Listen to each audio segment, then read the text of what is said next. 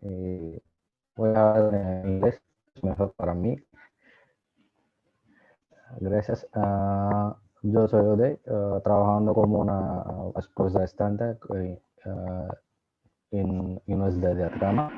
My work is actually related with materials like graphene, metals, and metal oxides, where we are looking for the materials for the energy harvesting and also for the environmental remediation like water treatment and other treatment like purification systems. This slide I actually is dedicated to my work in a overall frame. We work in a hybrid nanomaterials laboratory, basically working with different systems like metal systems to the applications like solar cells, fuel cells, microbial fuel cells, and conversion of the materials and conversion of the systems. For example, we are working with the fuel systems, system, system. We are developing prototypes in this system also, tube fuel cells. Apart from that, I work with the metal nanocomposites of the graphene and hierarchical nanostructures of ceria and many other things, metal oxides and everything. Now, all seeing around the graphene, we work for the water remediation and we also develop the materials for sensors like thin films and freestanding films. And also we work with the freestanding membrane for separation of the gases or all other requirements. And we also working for the modification of electrodes in microbial fuel cells also for the energy harvesting. The outline of this presentation is actually to present a synthesis method where we can obtain graphene decorated with different metal nanoparticles. And actually the key merit of this method is to achieve metal nanocomposites from starting from zero without using any toxic materials. Of course, there is a toxic materials involvement in getting the GO, like using more sulfuric acids, like other nitrates and acidic materials in the treatment of graphite. Once you got the GO, the process of obtaining the composites is much more simple through these techniques. And we usually analyze these materials for structural and optical properties, and also we analyze for the applications like photocatalytic and also for the materials as electrodes in different systems of batteries and different systems of the fuel cells also. This is actually the one brief line of the obtaining the graphene. Uh, Thanks for the some of the presentators who presented earlier. They also presented something related to the production of the synthesis of the graphene also. It's more or less similar to them. It's like a modified method in relation with the hammers. But actually what we use is actually starting from graphite, after treating with the acid, we go for a step, additional step, what we call expanding the graphite, where we use the commercial microwave oven, normal microwave oven where we use in kitchens to expand that graphite. From there, the oxidation is much more easier. There we get the graphene.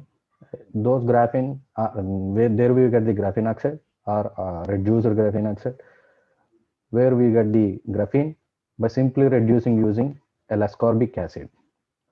This work we reported with the journal Carbon in 2017, where the detailed discussion of the experimental procedure and the following steps and everything is discussed there. And from there, we are using the same similar technique in obtaining the different components.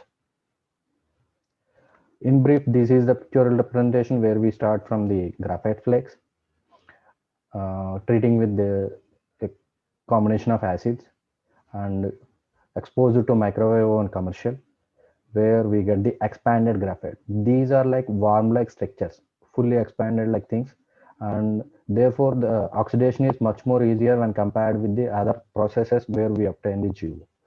Once you got the GO, simply use the L-ascorbic acid. This is very environmental friendly.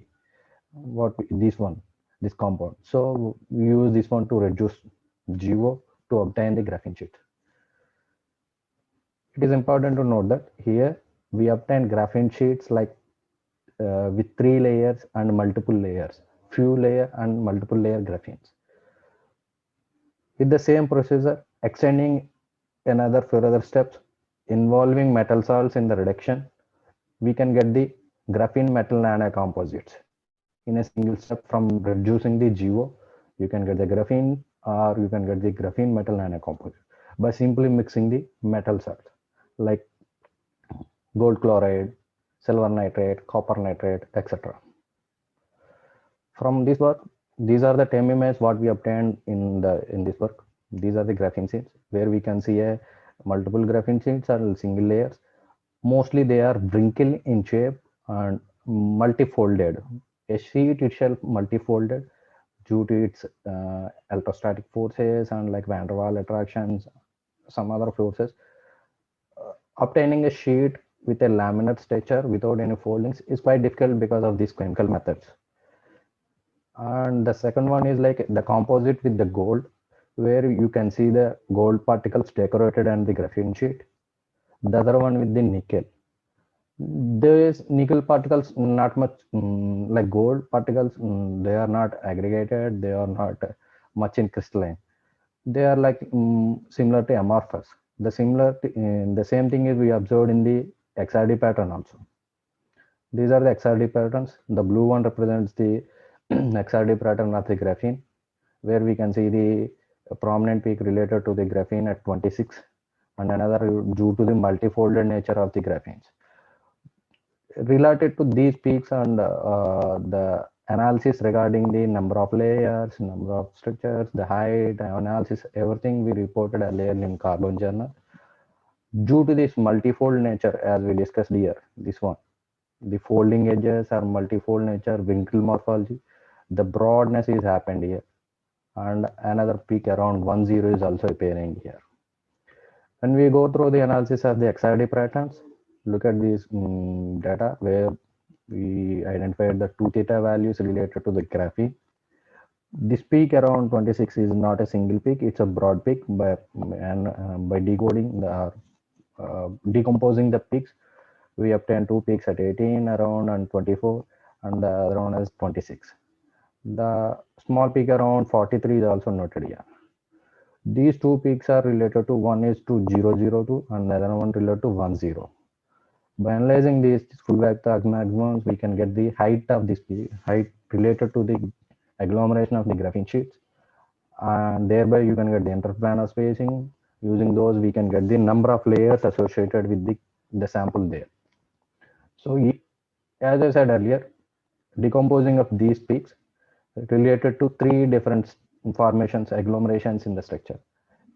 There is a possibility of existence of 3 layers of graphene, 4 and 24. This 24 may not be true enough because this 24 is due to this multifolded nature, and this is actually earlier reported with another mathematical predictions also there. So with that, what we reported is like this 24 is not really a 24 layered structure graphene. It's a multifolded graphene sheet resembling or showing like the nature of the multifolded nature here. Using this value at 43, the theta here, we can calculate the average diameter also, like what we call it as in other systems like crystallite size. Here the average diameter where the sp2 hybridization is existing without any interruption. That is like 2.89 nanometers. You have 1 more This minute interplanar spacing, presentation, please. yeah, okay. It's almost done.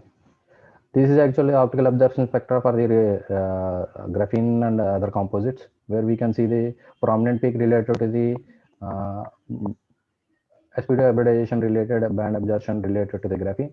The other two relating the metal composites shown a broad absorption. These broad absorption is due to the surface plasmon resonance in metal nanoparticles. As we can see, it's a light introduction to the surface plasmon resonance in metal nanoparticles. In metal nanoparticles, the electron cloud vibrates when incident light interacts with them. Those vibrations will have in 2 different modes, transverse and longitudinal, and also they are shape dependent. So these SPR in metal nanoparticles is quite interesting, and we have plenty of works in this, and we reported to the very good journals in our past. And currently, these systems what we are developing is for the microbial fuel cell. simply microbial fuel cell is a where the microorganisms are used to transfer chemical energy of organic compounds into electricity. There is anode and a cathode. In the anode, there is a anaerobic chamber, and the cathode is a aerobic or maybe exposed to the normal conditions like ambient conditions, depending upon the configuration of the cell. The basic is the mechanism of the electron transfer in the system is main important, and also this the microorganism, the bioactive medium is also important. When we have a bioactive medium and microorganisms inside the chamber of anode, there will be a biofilm surrounding the anode, and that there will be a three different channels. One is direct transfer, and the another is indirect transfer, and through the pillars. Pillars is like actually tentacles of the microorganisms. And these are different types of, one is two chamber and one single chamber like plate, or another single chamber where the cathode is exposed to air, and one is like continuous where the feed solution is continuously pumped and drawn out of the system. Currently we are working with this system. Its system is two chamber. Actually boosting the Thank you for performance, your there are presentation. many We have factors to, excuse me, we have to cut the presentation here because we ran out of time. ¿Hay alguna pregunta, Thank Saúl? you. Yes. Thank you. Very nice presentation. One pregunta, Martin Negri. About the graphene reduced nickel composite, are they magnetic properties? Yeah. We didn't explore it. It might be there because nickel has some magnetic properties, and we need to check it. And one more thing, the compositions what we are using, like 10 weight percentage when compared with the graphene loading. The graphene is major component in the system, and nickel or metal nanocomposites are the like dopant systems. The composition is like very 5%, 10 weight percentage, and 20 weight percent. We didn't go beyond that thing. That is the case. We didn't find those crystalline nickel particles in the system also. And obviously there will be when we use higher composition systems like 50-50 in ratio. Thank you. Thank you. Very good. Thank you. Thank you. Bueno, Thank you, Onoda.